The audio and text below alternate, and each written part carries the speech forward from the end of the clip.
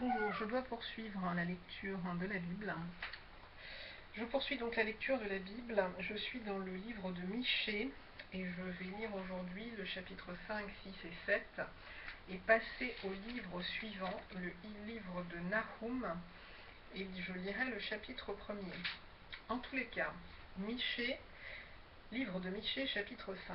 Et toi, Bethléem, Ephrata, petite entre les milliers de Juda, de toi sortira pour moi celui qui dominera sur Israël, et dont les issues sont dès les temps anciens, dès les jours de l'éternité. C'est pourquoi il les livrera jusqu'au temps où enfantera celle qui doit enfanter, et le reste de ses frères reviendra auprès des enfants d'Israël. Il se présentera et il gouvernera avec la force de l'Éternel, avec la majesté du nom de l'Éternel son Dieu. Et ils auront une demeure assurée, car il sera glorifié jusqu'aux extrémités de la terre. C'est lui qui ramènera la paix lorsque l'Assyrien viendra dans notre pays et qu'il pénétrera dans nos palais. Nous ferons lever contre lui 7 pasteurs et 8 princes du peuple. Ils feront avec l'épée leur pâture du pays d'Assyrie et du pays de Nimrod au-dedans de ses portes. Il nous délivrera ainsi de l'Assyrien lorsqu'il viendra dans notre pays et qu'il pénétrera sur notre territoire. Le reste de Jacob sera au milieu des peuples nombreux, comme une rosée qui vient de l'Éternel, comme des gouttes d'eau sur l'herbe. Elles ne comptent pas sur l'homme, elles ne dépendent pas des enfants des hommes. Le reste de Jacob sera parmi les nations, au milieu des peuples nombreux, comme un lion parmi les bêtes de la forêt, comme un lionceau parmi les troupeaux de brebis. Lorsqu'il passe, il foule et déchire, et personne ne délivre. Que ta main se lève sur tes adversaires, et que tous tes ennemis soient exterminés. En ce jour-là, dit l'Éternel, j'exterminerai du milieu de toi tes chevaux, et je détruirai tes chars. J'exterminerai les villes de ton pays, et je renverserai toutes mes forteresses. J'exterminerai de ta main les enchantements, et tu n'auras plus de magicien. J'exterminerai du milieu de toi tes idoles et tes statues, et tu ne te prosterneras plus devant l'ouvrage de tes mains. J'exterminerai du milieu de toi tes idoles d'Astarté, et je détruirai tes villes. J'exercerai ma vengeance avec colère, avec fureur sur les nations qui n'ont pas écouté. Chapitre 6 du livre de Michée toujours. Écoutez donc ce que dit l'Éternel. Lève-toi, plaide devant les montagnes, et que les collines entendent ta voix. Écoutez, montagnes, le procès de l'Éternel, et vous, solides fondements de la terre, car l'Éternel a un procès avec son peuple, il veut plaider avec Israël. Mon peuple, que t'ai-je fait? En quoi t'ai-je fatigué? Réponds-moi. Car je t'ai fait monter du pays d'Égypte, je t'ai délivré de la maison de servitude, et j'ai envoyé devant toi Moïse, Aaron et Marie. Mon peuple, rappelle-toi ce que projetait Balaak, roi de Moab, et ce que lui répondit Balaam, fils de Béor, de Sittim à Gilgal, afin que tu reconnaisses les bienfaits de l'Éternel. Avec quoi me présenterai-je devant l'Éternel? M'humilierai-je devant le Dieu très haut? Me présenterai-je avec des holocaustes, avec des veaux d'un an? L'Éternel agréera-t-il des milliers de béliers, des myriades de torrents d'huile? Donnerai-je pour mes transgressions mon premier-né, pour le péché de mon âme le fruit de mes entrailles? On t'a fait connaître, ô homme, ce qui est bien, et ce que l'Éternel demande de toi, c'est que tu pratiques la justice, que tu aimes la miséricorde, et que tu marches humblement avec ton Dieu. La voix de l'Éternel crie à la ville, et celui qui est sage craindra ton nom. Étendez la verge et celui qui l'envoie. Y a-t-il encore dans la maison du méchant des trésors iniques? Et un épha trop petit, objet de malédiction? Est-on pur avec des balances fausses, et avec de faux poids dans le sac? Ces riches sont pleins de violence, ces habitants profèrent le mensonge, et leur langue n'est que tromperie dans leur bouche. C'est pourquoi je te frapperai par la souffrance, je te ravagerai à cause de tes péchés. Tu mangeras sans te rassasier, et la faim sera au-dedans de toi. Tu mettras en réserve et tu ne sauveras pas, et ce que tu sauveras, je le livrerai à l'épée. Tu sèmeras et tu ne moissonneras pas. Tu presseras l'olive et tu ne feras pas d'onction avec l'huile. Tu presseras le moût et tu ne boiras pas le vin.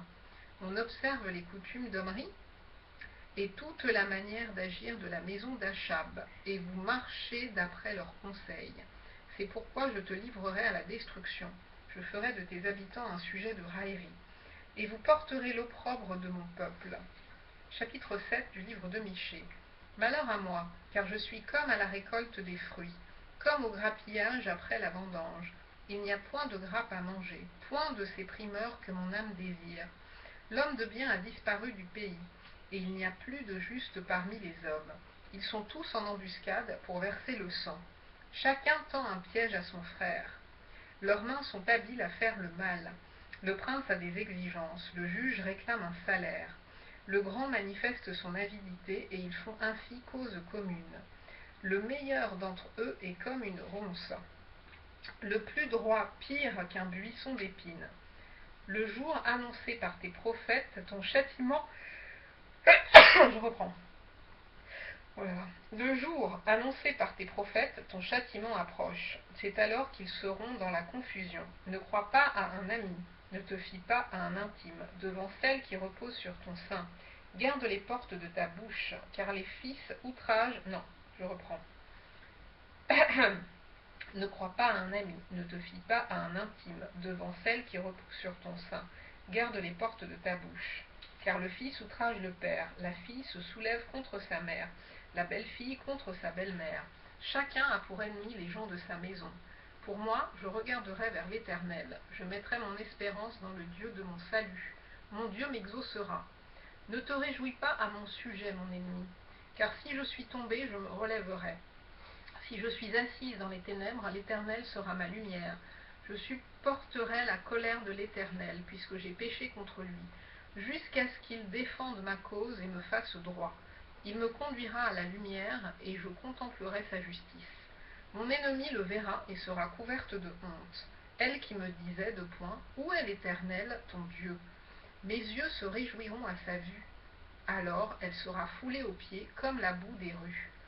Le jour où l'on rebâtira tes murs, ce jour-là, tes limites seront reculées. En ce jour, on viendra vers toi, de la Syrie et des villes d'Égypte, de l'Égypte jusqu'au fleuve, d'une mer à l'autre et d'une montagne à l'autre. Le pays... Oh mon Dieu, qui ose m'appeler? C'est ton papy, je ne réponds pas. Ah non, c'est ta mamie, mais je réponds pas, je suis en train d'enregistrer mon truc là. Alors bon, bref, je continue. Quoi? Tu vas là-bas. Tu sais où allumer? Là-bas. Allô? Elle a quitté. Bien, alors j'en suis où? Est-ce que ça continue ou est-ce que c'est foutu? C'est foutu. Bon, je reprends. Je ne sais même pas où je me suis arrêtée. Donc, je reprends dans le livre de Michée, le chapitre 7, le verset 10. Mon ennemi le verra et sera couverte de honte. Elle qui me disait de point, où est l'Éternel ton Dieu? Mes yeux se réjouiront à sa vue. Alors elle sera foulée aux pieds comme la boue des rues. Le jour où l'on rebâtira tes murs, ce jour-là tes limites seront reculées. En ce jour, on viendra vers toi, de la Syrie et des villes d'Égypte, de l'Égypte jusqu'au fleuve, d'une mer à l'autre et d'une montagne à l'autre. Le pays sera dévasté à cause de ses habitants, à cause du fruit de leurs œuvres. Paie ton peuple avec ta houlette, le troupeau de ton héritage, qui habite solitaire dans la forêt au milieu du Carmel, qu'il paisse sur le bassan et en Galarade, comme au jour d'autrefois, comme au jour où tu sortis du pays d'Égypte. Je te ferai voir des prodiges. Les nations le verront et seront confuses avec toute leur puissance. Elles mettront la main sur la bouche, leurs oreilles seront assourdies. Elles lécheront la poussière comme le serpent. Comme les reptiles de la terre, elles seront saisies de frayeur hors de leur forteresse. Elles trembleront devant l'Éternel notre Dieu. Elles te craindront. Quel Dieu est semblable à toi? Qui pardonne l'iniquité? Qui oublie les péchés? Du reste de ton héritage. Il ne garde pas la colère à toujours, car il prend plaisir à la miséricorde. Il aura encore compassion de nous, il mettra sous ses pieds nos iniquités. Tu jetteras au fond de la mer tous leurs péchés. Tu témoigneras de la fidélité à Jacob, de la bonté à Abraham, comme tu l'as juré à nos pères au jour d'autrefois. Je passe dans le livre de Nahum. Je lis le premier chapitre. Nahum chapitre 1. Oracle sur Ninive, livre de la prophétie de Nahum d'Elkosh. L'Éternel est un Dieu jaloux, il se venge. L'Éternel se venge, il est plein de fureur. L'Éternel se venge de ses adversaires, il garde rancune à ses ennemis. L'Éternel est lent à la colère, il est grand par sa force. Il ne laisse pas impuni. L'Éternel marche dans la tempête, dans le tourbillon. Les nuées sont la poussière de ses pieds. Il menace la mer et la dessèche. Il menace la mer et la dessèche. Il fait tarir tous les fleuves. Le bassin et le Carmel languissent. La fleur du Liban se flétrit. Les montagnes s'ébranlent devant lui, et les collines se fondent. La terre se soulève devant sa face, le monde et tous ses habitants. Qui résistera devant sa fureur? Qui tiendra contre son ardente colère? Sa fureur se répand comme le feu, et les rochers se brisent devant lui. L'Éternel est bon. Il est un refuge au jour de la détresse. Il connaît ceux qui se confient en lui, mais avec des flots qui déborderont, il détruira la ville, et il poursuivra ses ennemis jusque dans les ténèbres. Que méditez-vous contre l'Éternel? C'est lui qui détruit. La détresse ne paraîtra pas deux fois, car entrelacés comme des épines et comme ivres de leur vin, ils seront consumés comme la paille sèche entièrement de toi est sorti. Celui qui méditait le mal contre l'Éternel, celui qui avait de méchants desseins. Ainsi parle l'Éternel, quoique intacts et nombreux, ils seront moissonnés et disparaîtront. Je veux t'humilier, pour ne plus avoir à t'humilier. Je briserai maintenant ton joug de dessus toi, et je romprai tes liens. Voici ce qu'a ordonné le... Non, je reprends. Voici ce qu'a ordonné sur toi l'Éternel. Deux points. Tu n'auras plus de descendants qui portent ton nom. J'enlèverai de la maison de ton Dieu les images taillées ou en fonte. Je préparerai ton sépulcre, car tu es trop léger.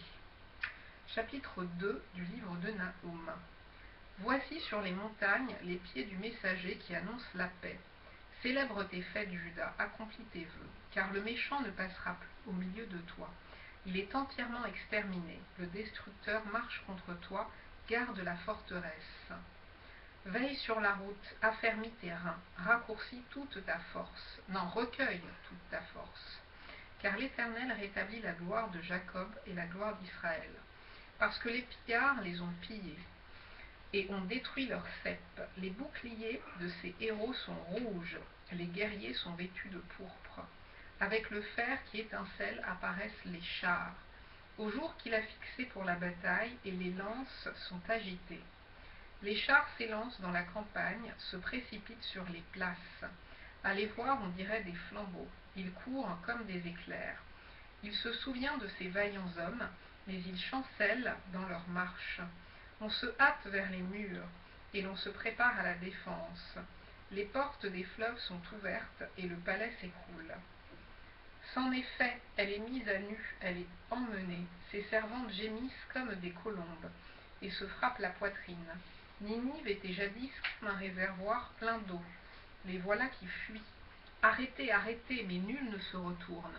Pillez l'argent, pillez l'or, il y a des trésors sans fin. Des richesses en objets précieux de toute espèce. On pille, on dévaste, on ravage. Et les cœurs sont abattus, les genoux chancellent. Tous les reins souffrent, tous les visages pâlissent. Qu'est devenu ce repère de lions, ce pâturage des lionceaux? Où se retirait le lion, la lionne, le petit du lion, sans qu'il eût personne pour les troubler? Le lion déchirait pour ses petits, étranglait pour ses lionnes. Il remplissait de proies ses antres, de dépouilles ses repères. Voici, j'en veux à toi, dit l'Éternel des armées. Je réduirai tes chars en fumée. L'épée dévorera tes lionceaux.